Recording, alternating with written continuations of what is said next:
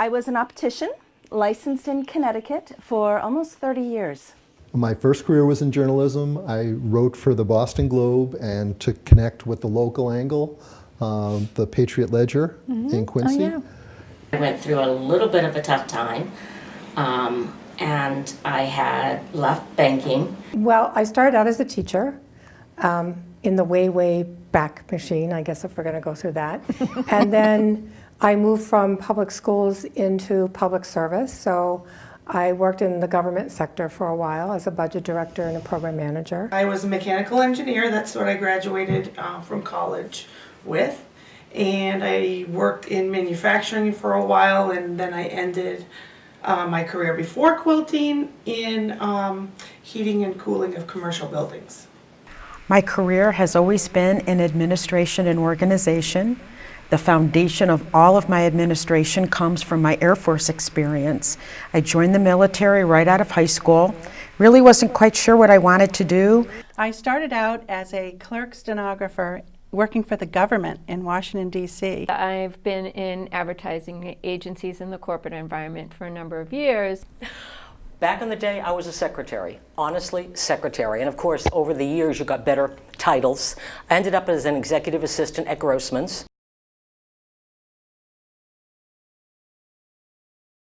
Well, my husband at the time was in the Army, and he was transferred to Wisconsin. So from Connecticut to Wisconsin, it was kind of a long commute. So I retired, and I went with him. Yes. Out there. And actually, a couple of years after we moved out there, 2003, I opened up a candy business out there. And then quickly realized that I needed to make a living, that journalism was not the highest paying profession. And told my husband I just cannot go back. The regulations, all of that, prevented me from doing what I love to do best, and that's help people. I think sometimes my career life has been a bit of a pendulum. So working in government for a while, and then the pendulum swung the other way, and I went into sales.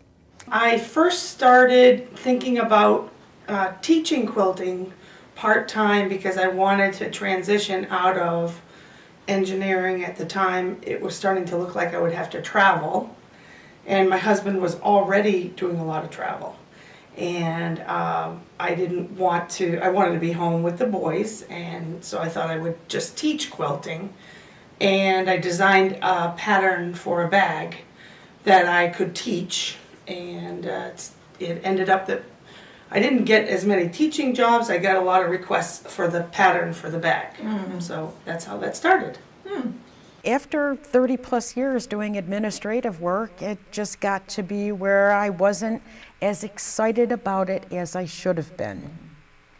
And I thought to myself, if I'm going to keep on doing this and not being excited, not only am I cheating myself, but I'm also cheating the people I work with and the people I work for. I was married and left to have a child, and when I got back into the workforce, it was so different. So I found a little job working for an insurance agency as the receptionist. I really didn't have a whole lot of skills. I was right out of high school, and people weren't using shorthand anymore. So it was a whole new world. And little by little, I got involved in the insurance industry. It was an insurance agency. And then I moved into technology, serving the insurance industry. And then I moved into outsourcing. I started my own firm to help insurance companies do some of their processing and their back office work. As part of a downsizing, I had the opportunity to look at what was I going to do next. And at that time, I was faced with several challenges around caregiving, family caregiving, and those kinds of issues, which I'm sure many baby boomers have had, right? Yeah. So I decided to try to stay on my own. I wasn't quite sure what I wanted to do at that point. I didn't know if I wanted to go back to advertising agencies or stay in the corporate world. And I was freelancing at the time. So I thought after things settled down with my family members, why not try staying on my own and see what happens. And then Grossman's became nothing. It stopped being a company. And I had to transition from that to something new, and I had no idea what. But my husband at the time found an ad in the Sunday Globe that said, trainers wanted. If you want to work for the best and the biggest international seminar firm, talk to us. I had no idea why he wanted me to do that, but I thought, you know what, let me go in and find out. So in 2011, Don got his final assignment at Fort Devens here in Massachusetts, and we moved back to New England, thank goodness. Wonderful. Yes, he And you retired, stayed- yes. You stayed with the candy making business. I did. I opened it up again once we moved and settled in Plymouth. So tell us a little bit about your career, because you Sure. have also reinvented yourself. Yes. You didn't start Yes. out being a real Yes. estate I agent, as you learned- said. I learned late in life from my Northeastern Alumni Association that the typical person changes his or her careers 4 times in life, which I found reassuring, because when I left, I started out in journalism back in the Jurassic period, and learned that by leaving that industry, it was called selling out to my peers, selling out for something less pure than the journalism ethic, and felt good and felt badly about it, and felt better when I learned that, hey, this is just common. We're changing our careers. And he threw out the idea that I open up my shop. And he really technically wanted the house back, is what he thought he was getting. But I have a little sewing area at home, and I have the shop. Generally, people start a business because they want to have a certain kind of life. They're independent people, they want to be in control of their own destiny as much as possible, and then sometimes that shifts and they need to get back to what really motivated them to do that in the first place. Or maybe move on and do something else, sell it, do something else. So working with people in that vein then got me to the point that when they did sell it or were thinking about selling it, they had to sort of figure out what they wanted to do next. And so then I moved more into the work of helping people transition out of their business and into either another business or the next stage of their life, or what was going to be their thing beyond playing golf and being with their grandkids, because that's kind of one-dimensional. And as we know, they're very multi-dimensional people. So I visited Houston just to see what the industry was like, because if you want to be in the quilt industry, that's the place where people gather at the end of October. The whole industry gathers and meets, and there's a trade show, and if you go there, you'll start to learn about the industry. So my first quilt market, I was on a bus to the hotel and met a publisher, and we talked about a book the next day. So, a serendipitous trip. In 2004, Florida experienced a hurricane season that is perhaps seen only once every 100 years. And I had the opportunity to be in Hurricanes Charlie, Francis, Ivan, and Jean. Wow. All 4 hurricanes. And that'll change your perspective on what is important in life in half a heartbeat. You're very upbeat about all of this and about your move, but what you told me was you lost everything in those hurricanes. You've gone through quite a bit. You've risen above all of these struggles, and you've really overcome them. It's priorities. It's what's really important. And if we go back to the hurricane, if I go back to that day when I walked into my apartment, and I lived on the 2nd floor of a 2-story building, and as I'm driving towards the building, there's no roof. Mm-hmm. So I already know it's going to be bad. And when I walk in there, you know, dishes and glasses are broken on the floor, black mold is everywhere. I'm thinking I can't salvage anything. And I go to that little closet on an interior wall where I had stored some things. And I open up the closet, and there are my plastic bins, untouched, and everything is just as it should be. The lock of hair from my son's first haircut, The bracelet I wore in the hospital when he was born, the very first Mother's Day card he ever made for me, his little baby shoes. Wow. The things that were really important were there. And everything else, I could go to the mall and replace it. Yeah. And that is perspective.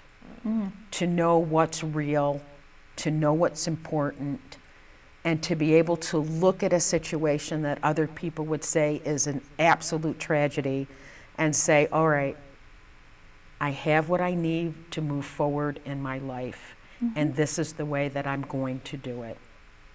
And so I did. What's the biggest challenge in making a switch to a new career? Well, being willing to sort of step back and realize you don't know anything and being okay with that, and then learning. I'm an insatiable learner. I'm always learning something. That's just part of my personality. So it's easy for me to dig into something new. I really like that. And that's, I think, what made it easy for me, because it enabled me to, dig in, read a lot of books, find out about what was going on, keep up with the trends. So that's, I think, the key. I think the biggest challenge, even when I was in that sort of transitional phase, was, even after I had the aha moment, was really questioning myself, like, what can I do? Do I want to do something completely different? I don't really know anything else. It was all of those emotional questions that came up. Am I too old to start something new? I mean, at that point, I had turned 50. I'm 57, just had a birthday, 57 now. And so it was really those emotional challenges that I think a lot of people face, whether they're empty nesters or having those elders pass away, and being faced with, what is next, and questioning all those things. I didn't know if I had the confidence to go out and do something new. And what I realized was, as I was doing that inner soul searching, that some of the stuff that I've been doing for years, like in brand development, is something that I could be teaching others, and that it actually also helps people to identify what they want to do if they're still in that transitional phase. So a lot of the elements of the strategy processes that I've been using over the years can now be used not only to help people that are in that transitional phase, but also help small business owners who are trying to figure out marketing and how to face the marketing challenge today. So what would you want people to know about your business? If people are thinking about, I want to do something different, I need to reinvent myself, I need to make a change, what advice would you give them? Well, the first thing I'd say to them is, you've done this probably 4, 5, 6, 7 times already, and you just don't think about it that way. Like, when we look at the span of our lives, we move almost every decade into a different aspect of ourselves, a different growth phase. And so it's good that I would just remind everybody, you've done this before. This is just the next step. And many people who've come before you have done this successfully. So I think there's a quote by Abraham Maslow: you can either step back into safety or move forward into growth. And I think that's kind of a great way of looking at it. It is. Yeah. What do I really lose if I'm just trying to play it safe? What could I possibly gain if I walk into that unknown future? And don't do it all alone. I think that would be my second piece of advice. Get help and support from other people. Have a buddy.